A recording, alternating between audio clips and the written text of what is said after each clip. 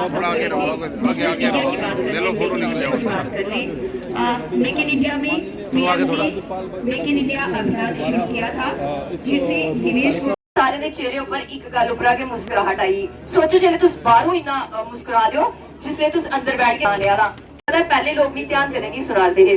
हूं जिसले मैं बोलना शुरू किया ना डोगरी च, सारे ने चेहरे पर मुस्कुराहट आई, इयां लगा कोई अपना के बंदा है। मैं थोड़ी अपनी है, जम्मू दी गया ते एक बारी परती है अज मुफ्त है बिल्कुल।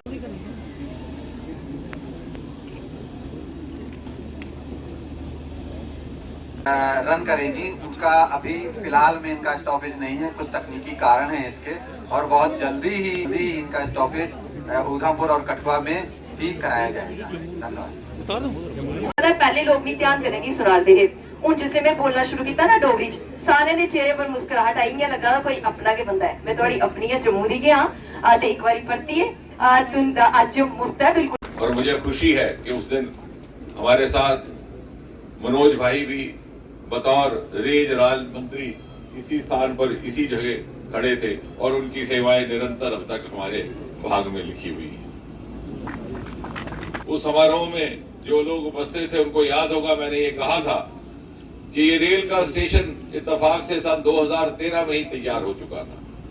इसके उद्घाटन के लिए 2-3 बार कार्यक्रम भी बनाए गए, लेकिन हमारे यहाँ कथा है कि जब तक माता का बुलावा ना हो कोई आ नहीं सकता। और शायद माता को ये मंजूर था कि मोदी जी प्रधानमंत्री के रूप में इस देश की बागडोर संभालें, और उनके शुभ कमलों से इस रेल का लोकार्पण हो, इस स्टेशन का। और यहीं पर खड़े होकर के उन्होंने झंडी दिखाई थी। और इसलिए ये कहना मुनासिब होगा कि बहुत सारे ऐसे काम जो शायद रुक गए थे, उनको मोदी जी ने फिर से पुनः प्रारंभ किया। जो धीमी गति से चल रहे थे उनकी गति बढ़ाई। मुझे विश्वास है आने वाले समय में कोई इतिहासकार, कोई विश्लेषक इस बात पर भी गौर करेगा कि जम्मू कश्मीर में रेलगाड़ी सबसे पहले सन 1971-72 में पहुंची थी। क्यों कर हुआ, ये क्या कारण था कि 42 साल तक उसके आगे कोई प्रगति ना हुई। सन 2014 में जब यह सरकार आई तो रियासी के पास रेल का काम रुका पड़ा था।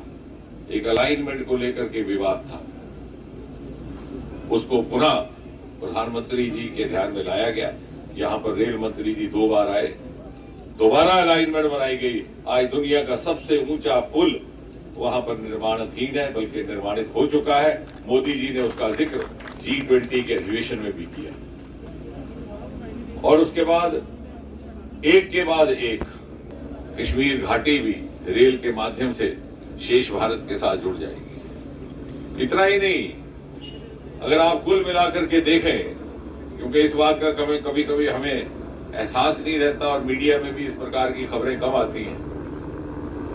आज जम्मू कश्मीर में यदि रेल के ही सेक्टर को देखा जाए तो 41,000 करोड़ रुपया से अधिक रेल के प्रोजेक्ट जम्मू कश्मीर में चल रहे हैं, किसी और प्रदेश, किसी और केंद्र शासित राज्य में। और इस साल के बजट में भी जम्मू कश्मीर को लगभग 6,000 करोड़ से अधिक धनराशि जम्मू कश्मीर के हिस्से में आई है, किसी अन्य प्रदेश अथवा राज्य की तुलना में कहीं अधिक। इस प्रकार की प्राथमिकता देने का कार्य पिछले 9-10 वर्षों में हुआ। जो हमारी कुताही रह गई थी पिछले 50 वर्षों की, उसको पूरा करने का काम मोदी जी ने किया है। मुझे कहा था जहां जिस चीज की कमी रह गई उसकी हम पूर्ति करेंगे, and he has walked the talk. और यही नहीं, बहुत से रुके हुए काम हमारे यहाँ, क्योंकि आपने मुझे जिम्मेवारी भी दी है इस क्षेत्र के सांसद के रूप में, मुझे व्यक्तिगत इस बारे में कहते हुए संतोष भी है और गर्व भी है कि हमारे कई प्रोजेक्ट 40 साल से रुके थे पिछली सरकारों की तुष्टीकरण की राजनीति के कारण। उसका सबसे बड़ा उदाहरण मुझे लगता है जो इतिहास में जाएगा वो था शाहपुर कंडी का प्रोजेक्ट, जो 3 प्रदेशों के लिए था, हिमाचल प्रदेश, पंजाब, जम्मू कश्मीर। और वो उस समय से अटका पड़ा था जब से इंडस वाटर ट्रीटी हुई। हमारे हिस्से में 3 नदियां आई थी, रावी, सतलुज, व्यास, और पाकिस्तान को मिला था चनाब, रावी, सिंधु। और जब भी कभी गोलीबारी होती हमारे नेता खड़े होकर के कहते थे पाकिस्तान का पानी रोक लो, लेकिन ये मालूम नहीं था कि हमारा अपना पानी भी पाकिस्तान ही जा रहा है।